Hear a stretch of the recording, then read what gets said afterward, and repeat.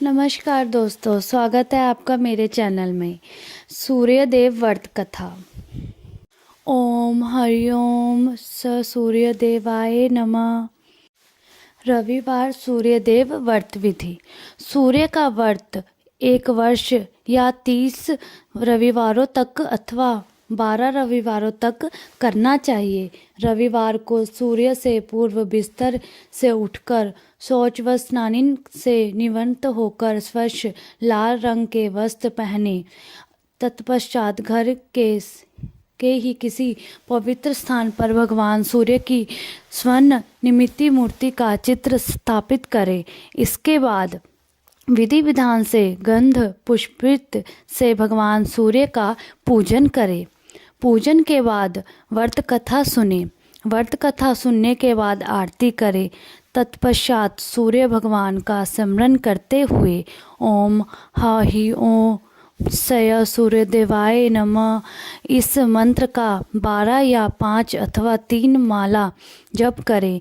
जप के बाद शुद्ध जल, रक्त, चंदन, अष्ट, लाल पुष्प और दुवा से सूर्य को अर्घ्य दें।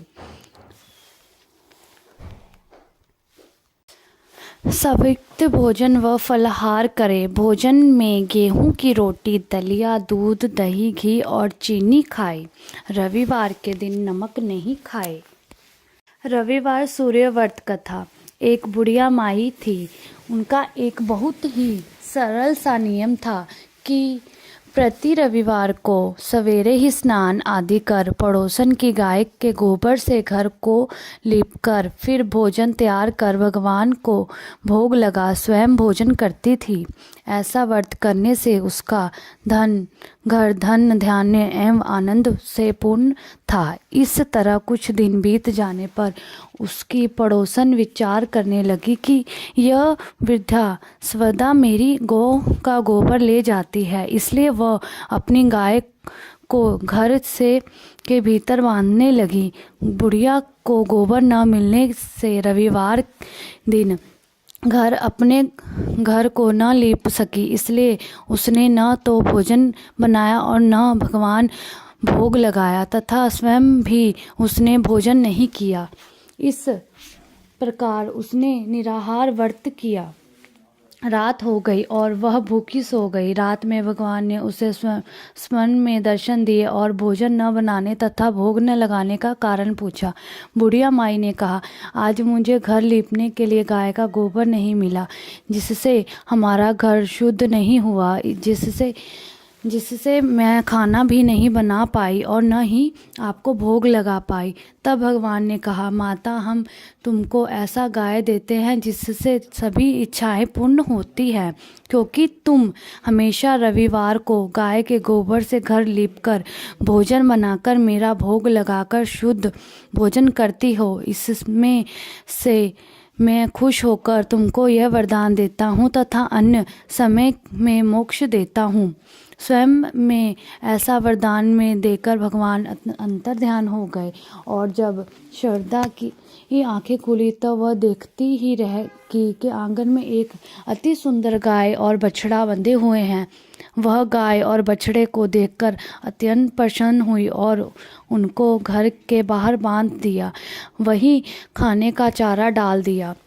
जब उसके पड़ोसन ने बुढ़िया के घर के बाहर एक अति सुंदर गाय और बछड़े को देखा तो देश के कारण उसका हृदय जल उठा तथा जब उसने देखा कि गाय ने सोने का गोबर किया है तो वह उस गाय का गोबर ले गई और अपनी गाय का गोबर उसकी जगह रख गई। वह प्रति ऐसा करती रही और सीधी सादी बुढ़िया को इसकी खबर नहीं होने दी।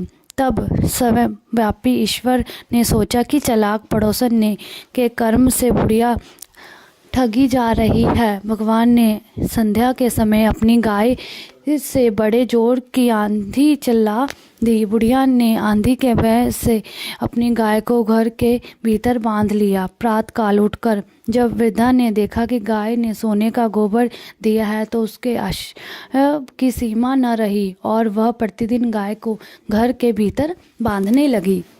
उधर पड़ोसन ने देखा कि बुढ़िया गौ को घर के भीतर बांधने लगी है और उसका सोने का गोबर उठाने का दाव नहीं चला था, तो वह ईर्ष्या से जल उठी और कुछ उपाय न देख उसे उस देश के राजा की सभा में जाकर कहा, महाराज, मेरे पड़ोस में एक वृद्धा के पास ऐसी गाय है जो आप जैसे राजाओं के ही योग्य है। वह रोज सोने का गोबर देती है। आप उस सोने के प्रजा का पालन कीजिए। वह श्रद्धा इससे सोने का क्या करेगी। राजा ने यह बात सुन अपने दूतों को वृद्धा के घर से गाय लाने की आज्ञा दी। वृद्धा प्रातः ईश्वर का भोग लगा भोजन ग्रहण करने ही जा रही थी कि राजा के कर्मचारी गाय खोलकर ले गए। वृद्धा काफी रोई चिल्लाई, किंतु कर्मचारियों के समक्ष कोई क्या करता। उस दिन श्रद्धा गाय के विरोध में भोजन न खा सकी और रात भर रो रो ईश्वर से गाय को पुण्य पाने के लिए प्रार्थना करती रही। उधर राजा गाय को देखकर बहुत प्रसन्न हुआ, लेकिन सुबह जैसे ही वह उठा सारा महल गोबर से भरा दिखाई देने लगा। राजा यह देखकर घबरा गया। भगवान ने रात में राजा के मन में कहा, राजा, गाय वृद्धा को लौटाने में ही तेरा भला है। उसके रविवार के व्रत से प्रसन्न होकर मैंने उसे गाय दी थी। प्रातः उसे ही राजा ने वृद्धा को बुलाकर बहुत से धन के साथ सम्मान सहित गाय व बछड़ा लौटा दिए। उसकी पड़ोसन को बुलाकर उचित दंड दिया गया। इतना करने के बाद राजा के महल में गंदगी दूर हो गई। उसी दिन से राजा ने नगर वासियों को आदेश दिया कि राज्य की तथा अपनी समस्त मनोकामनाओं की पूर्ति के लिए रविवार को व्रत करो। व्रत करने से नगर के लोग सुखी जीवन व्यतीत करने लगे। कोई भी बीमारी तथा प्रवृत्ति का प्रकोप उस नगर पर नहीं होता। सारी प्रजा सुख से रहने लगी।